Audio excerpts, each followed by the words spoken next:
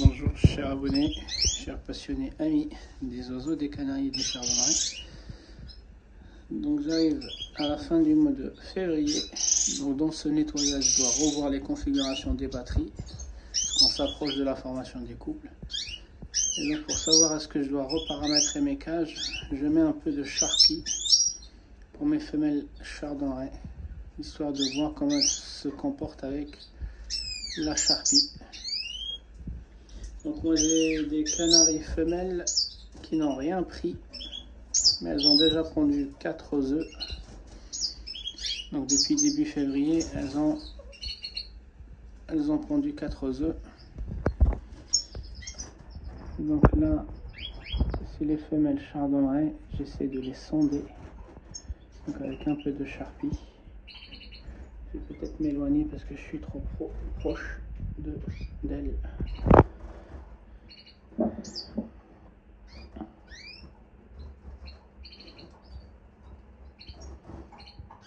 Donc ça permet de voir est-ce que les femelles, une fois que vous allez leur mettre le nid, regardez comment elles papillonnent. Donc je sais que j'ai une femelle déjà qui est prête.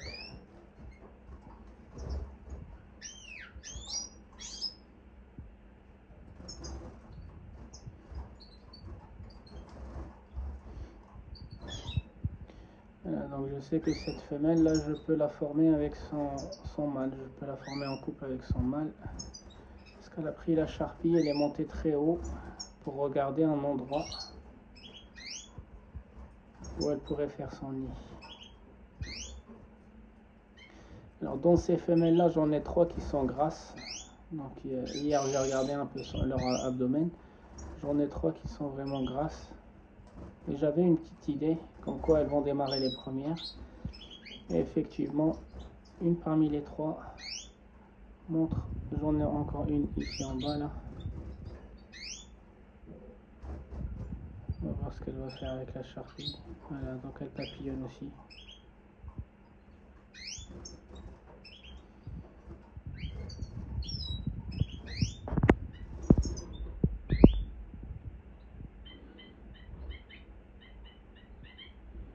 Voilà, donc il y en a 2 déjà.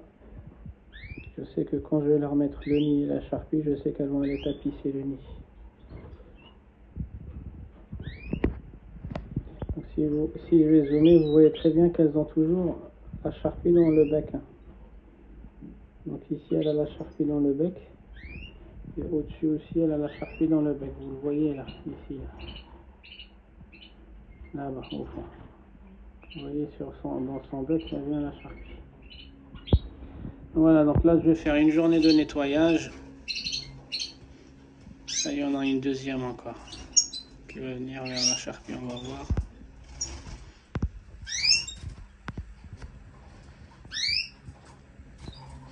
Donc ça c'est un indicateur qui va juste me permettre de dire est-ce que je paramètre tout de suite les femelles à côté de leur mâle ou est-ce que je me laisse encore une semaine. Parce que là comme vous avez vu elles sont en volière, les femelles entre elles et les mâles entre eux. Ça me permet de distribuer à la pâtée, maîtriser les glucides et les lipides entre les mâles et les femelles. Mais une fois que je vais les mettre en cage individuelle, bah forcément je vais avoir beaucoup plus de travail. Donc ce que je me dis c'est est-ce que j'optimise, je regarde avec la Sharpie si certaines femelles seront curieuses. Si c'est le cas, bah après le nettoyage, bah je vais quand même reparamétrer la femelle à côté de son mâle que j'ai sélectionné. Si c'est pas le cas, bah je me laisse encore une semaine dans cette même configuration et je refais l'exercice la semaine prochaine. Donc là je vais démarrer ma grosse journée de nettoyage. Je reconfigure mes cages et les couples et après je vous reprendrai à la fin pour des commentaires. Donc comme vous avez vu, je sais pas si on arrive à le voir, voilà, donc dans la salle il fait 14 degrés, voilà, donc, et 60, il faisait 70 ce matin. Le temps de passer l'aspirateur, donc l'aspirateur il chauffe un peu la salle, donc il y avait 9 degrés et 70 degrés et 70% fait d'humidité. Ce matin quand je suis rentré, le temps de passer l'aspirateur, d'enlever en fait les abreuvoirs, là vous avez bien vu qu'il n'y a pas d'abreuvoir, etc. Bah forcément j'ai changé, quand l'éleveur est dans la salle d'élevage, il change les paramètres. Donc de 9 degrés, on est passé à 14 degrés. Donc j'ai chauffé à hauteur de 5 degrés la salle.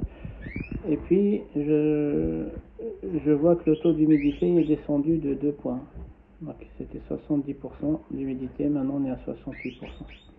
Donc je pense que c'est la soufflerie de l'aspirateur qui a fait que ces paramètres-là, ils ont changé. Bon bah je vous reprends tout à l'heure. Donc les amis, donc fin de la configuration. Voilà, donc j'ai mis les mâles que j'ai en face des femelles qui sont le plus prêtes, mais par contre je ne les mets pas ensemble les amis. Donc là il y a des parois un peu, des parois opaques, et là il y a des parois en fait grillagées. C'est fait exprès pour que les oiseaux peuvent en fait s'habituer, qui peuvent en fait commencer à communiquer, et puis ça me permet à moi de voir est-ce qu'il y a l'un des deux en fait qui est un peu violent, qui est un peu énervé, etc., etc. D'accord, donc on a bien vu que celle-ci elle avait pris un peu de charpie, celle-ci aussi elle avait pris un peu de charpie, mais par contre ça ne veut pas dire que je vais les mettre ensemble. Ça me donne juste une idée sur le degré de préparation de certaines femelles. Lui il est stressé, le mâle à côté. Voilà. Mais le risque c'est que si je les mets ensemble, elle va faire son nid, elle va pondre, mais lui il n'est pas encore prêt. Donc tant que je n'ai pas vu les mâles parader, tant que je ne vois pas le mâle chanter, parader et nourrir la femelle à travers la grille, ben en fait j'ouvre pas la grille, je ne mets pas en fait la charpie ni le nid à mes femelles. Vous avez compris? Donc première étape c'est voir si les femelles elles sont prêtes ou pas, donc à travers la charpie. Deuxième étape, les mettre à côté des mâles pour qu'ils puissent en fait s'habituer, parce qu'ils ont passé l'hiver dans des volières différentes, les femelles à part et les mâles à part. Donc là je ne vois pas de signe d'agressivité, mais ça fait que 30 minutes qu'ils sont ensemble. Je vais quand même surveiller l'importance des caméras. Et puis ça me permet, donc la femelle elle est prête, mais le mâle je ne pense pas encore, parce que je ne l'ai pas encore vu chanter et je ne le vois pas parader.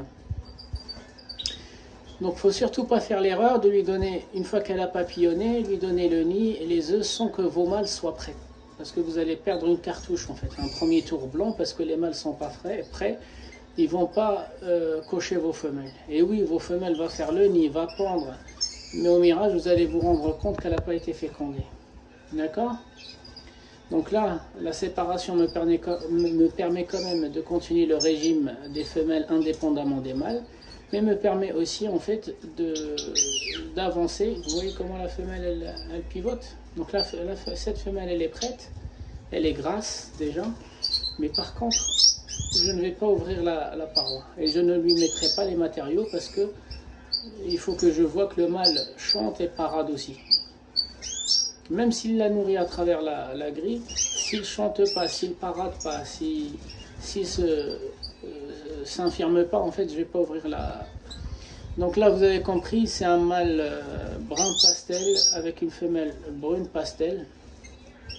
Donc le problème, c'est que je voulais enlever le gène de tête blanche de cette souche-là, mais j'ai pas d'autre. Si, j'ai une autre femelle brune pastel normale, mais par contre, elle est encore jeune, elle est du mois d'août.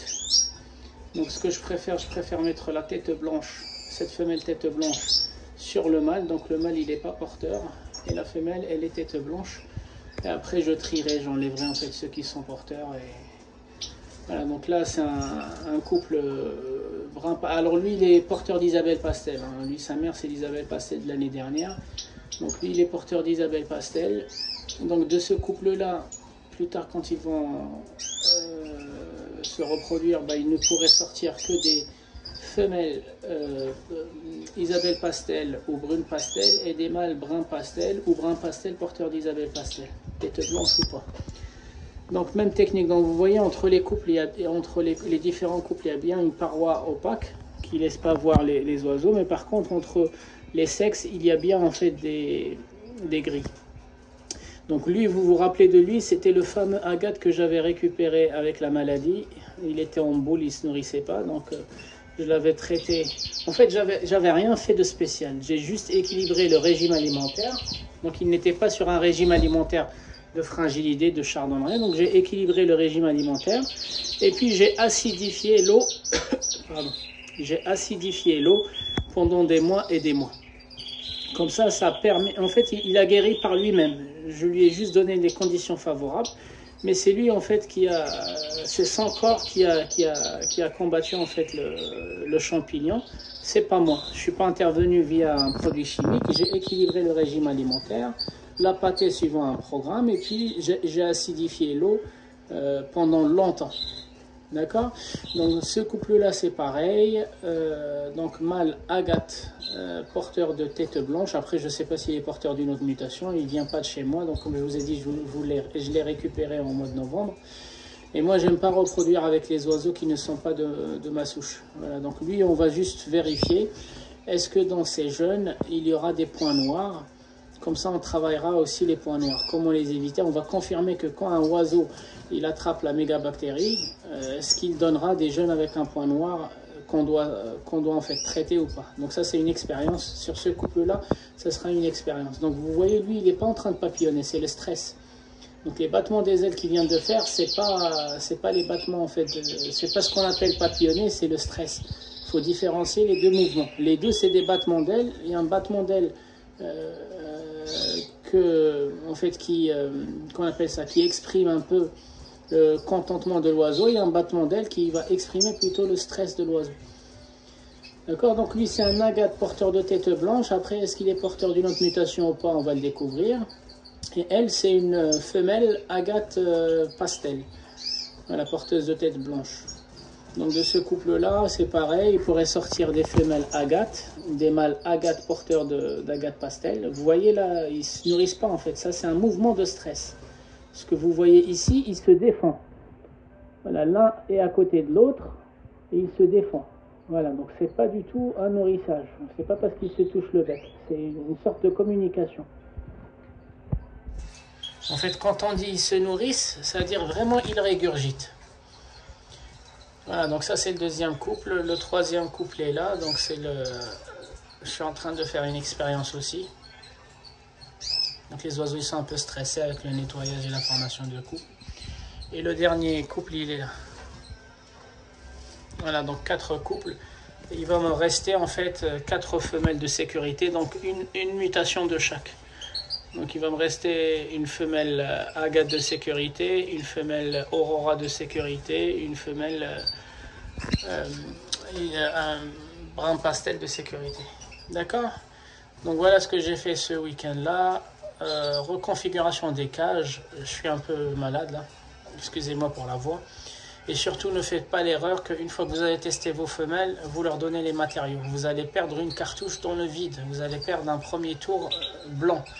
Attendez que maintenant que vous avez confirmé que vos femelles sont prêtes, il faut confirmer la même chose côté mâle. Et ici en Europe, nos mâles ils sont souvent en fait en retard par rapport aux femelles, c'est normal. Les femelles elles sont prêtes avec les protéines, avec les lipides, avec les glucides, alors que les mâles ils ont besoin d'être stimulés avec la durée d'éclairage. Donc la durée d'éclairage est beaucoup plus efficace et beaucoup plus attendue par le cerveau des mâles que les femelles. Les femelles c'est plutôt en fait les lipides. D'accord? Donc les amis, c'était Canaries du 28, étape par étape, faut pas s'impatienter, faut prendre son temps de faire les choses et de vérifier. Faut pas aller trop vite au risque de faire des bêtises. Les amis, c'était Canaries du 28, je vous souhaite un bon visionnage et je vous dis à la prochaine vidéo.